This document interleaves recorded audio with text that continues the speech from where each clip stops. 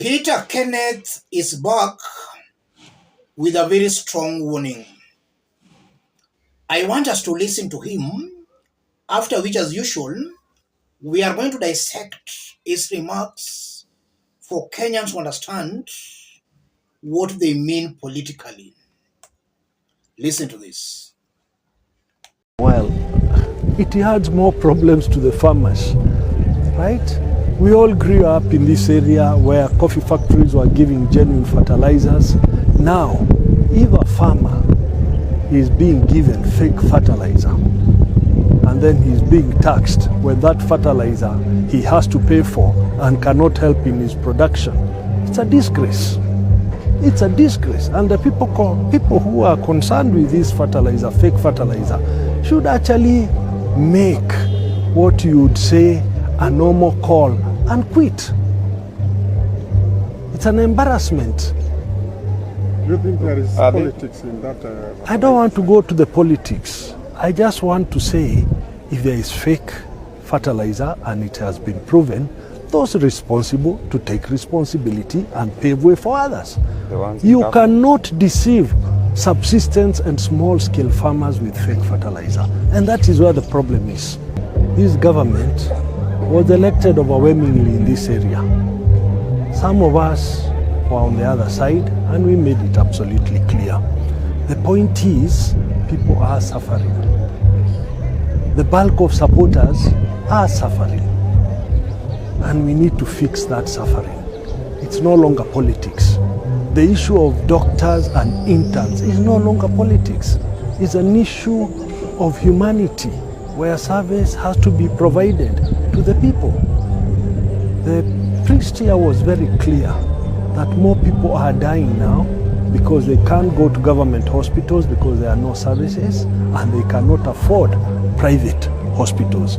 So people are dying at home. He's given you statistics of how many people died yesterday, how many people died the other day. So let us fix. Secondly, on this issue of taxation, let us be careful about it. In as much as the country needs taxes, it needs to ensure compliance, especially to normal ordinary taxpayers, is almost 100%. In my view, those compliances are 30-40%. And because they do not want to reach 100, they are now stretching and broadening to compel a subsistence small-scale farmer to pay taxes. It will not work. These are the bottom of the bottom, and we need to be absolutely clear. And this is where people are uniting in anger. Peter Kenneth is talking about the fake fertilizer, the doctor's strike, the high taxation, the sufferings Kenyans are going through in Ruto's government. So in a nutshell, he's highlighting the failures and the ills of Kenya Kwanza government. He believes things are going south. And I agree with him 100%. And that now brings me to the big question: where has Peter Kenneth been all this time? Immediately after the August presidential election, upon William Ruto being declared the winner, Peter Kenneth disappeared. And Kenyans have been wondering where he has all along been.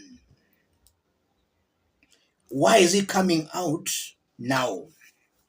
I want us to answer those two questions for Kenyans to understand the current political situation in the country and why Kenneth has been silent and why he's coming out now. If you are watching us but you have not yet subscribed, subscribe in order not to miss our next analysis. Let's proceed. So, where has Peter Kenneth been all this time? Peter Kenneth comes out to me as a good man who does not want trouble. He prefers playing it safe But that's a trait that might be auguring very negatively for him politically in Kenya. Kenyans love combative leaders, leaders who are risk takers. Those are the leaders Kenyans want. Peter Kenneth appears to me as a good man who does not want trouble, and that might be working against him. So he has been silent to avoid trouble. He was still weighing his options. He was still monitoring the political situation in the country. Which side should he align with politically? That's why Kenneth has been silent and is coming out to speak now, almost 2 years later, because he has studied the political situation in the country. He's seeing William Ruto messing up big time and the ground dumping William Ruto slowly but surely. So Peter Kenneth, in his own estimation, he has already seen that come 2027 or come the next election, William Ruto will be very, very unpopular on the ground, and more so in Mount Kenya. That's why Peter Kenneth is now coming out to criticize Ruto's government. And for some days now, there has been this news that has been going viral. Peter Kenneth leads Rigathi in Mount Kenya. Tifa poll shows Peter Kenneth is most popular to take over Gema. That's a news item that went viral a few days ago. Those Star later termed it fake. But I strongly believe where there is smoke, there is fire. As much as this poll might be fake, there might be some truth in it. And if you go through that poll, it was saying that Peter Kenneth is the most popular leader on the mountain, followed by Muhoo Kenyatta, and then Rigathi Gachagua. Though the Star termed that fake,